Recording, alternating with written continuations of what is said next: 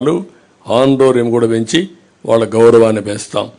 కడాన జర్నలిస్టుకు కూడా నేను మొన్న అడిగాను.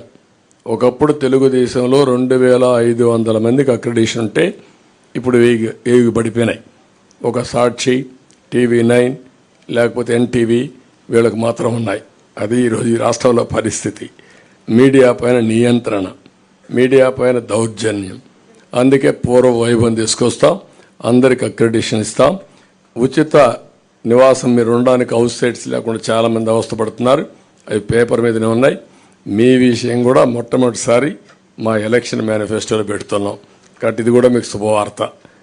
ఇది కాకుండా న్యాయవాదుల కోసం కూడా ప్రభుత్వ స్టైఫండ్ కింద 10,000 రూపాయలు ఇస్తాం. జూనియర్ న్యాయవాదులకు ప్రత్యేకమైన ట్రైనింగ్ ఇచ్చి వాళ్ళకు కూడా ఒక అకాడమీ ఏర్పాటు చేస్తాం. ఇది కూడా మీకు వాళ్ళకు కూడా ఒక ఫండ్ ఒకటి క్రియేట్ చేస్తాం. అగ్రిగోల్డ్ ఆస్తులు అమ్మి వారిని కూడా ఆదుకుంటాం.